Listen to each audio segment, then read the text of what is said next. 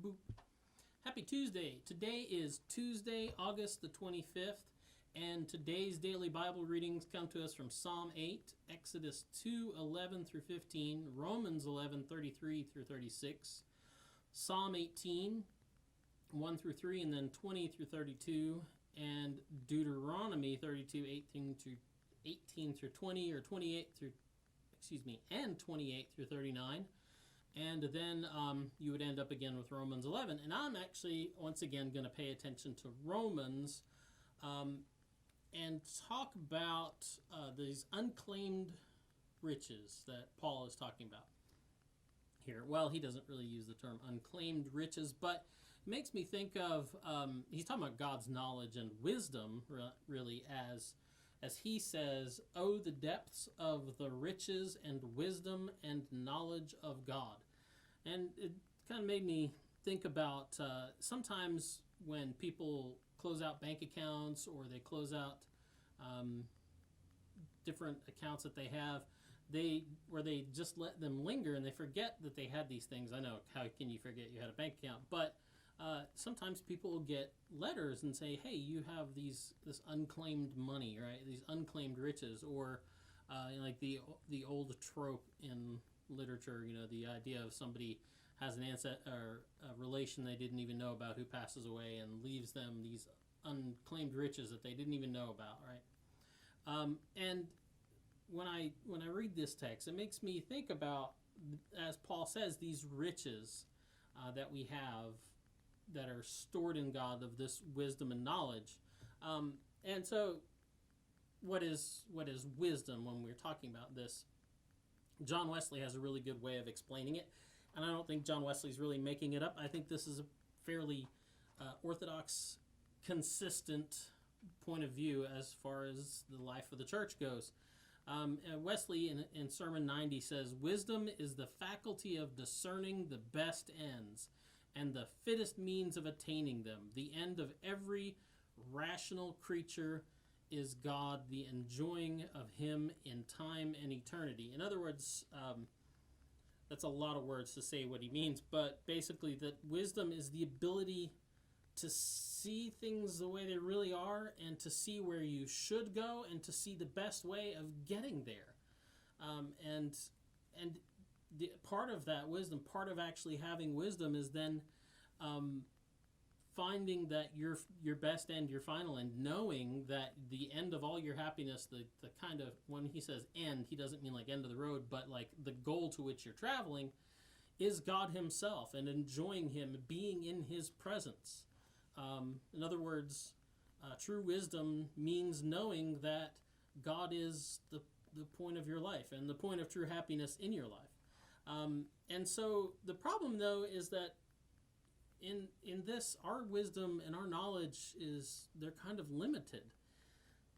So we have this depth of riches, as Paul tells us, within God's person and God's being that we can share in. And as Wesley would say, or has told us, that the first step of sharing in that is realizing that God himself is the source, is our end of being, is our source of happiness. So Paul, he compares God's wisdom and knowledge to this deep treasure store from which all good flows. And once again, as Wesley puts it, this is from Sermon, I got to add up the Roman numerals before I got to, so LXVI. Okay, that's 67.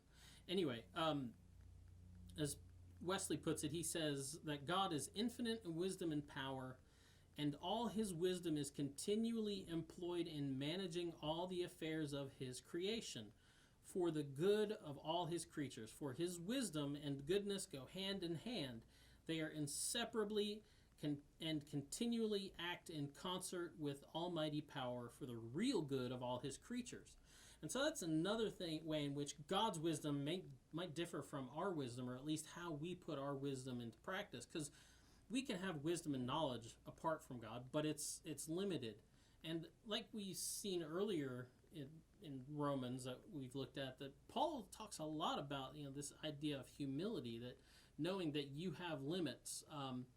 And when human knowledge and human wisdom is kind of detached from that humility and doesn't seek God as its end, it really only works and seems to work and strive for its own good, whereas God's wisdom and knowledge, in addition to being, infinite in its glory and everything, is also firmly directed towards the good, not just for God's own sake, if it's a thing, but also for the good of everything that he has created. And that's the focus of our faith as Christians. We put faith in this notion that God, infinite in wisdom and power and grace, is working for our best end, and not just my best end, not just your best end, but for the best end of people we don't even know, and for the best end of this entire creation, this entire universe in which we dwell. God's wisdom and knowledge and power is, we believe and take faith in, a very humble faith, that it's directed towards our final good. So what happens when we isolate ourselves from that? Well, it's like I said, it's unclaimed riches. It's riches that are there, but either we don't know about it and we don't know enough to access it, or for some reason we're prideful and stubborn enough to not even reach out and avail ourselves of it.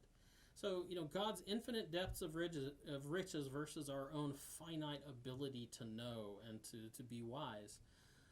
A humble faith allows us to enjoy those riches for our good and for others' goods. But pride, this kind of arrogance like Paul has talked about earlier in Romans, it just leaves us all much, much poorer than we need to be. That's the DBR for today. We'll be back tomorrow. You have a good day. And I'm going to boop your nose. Boop.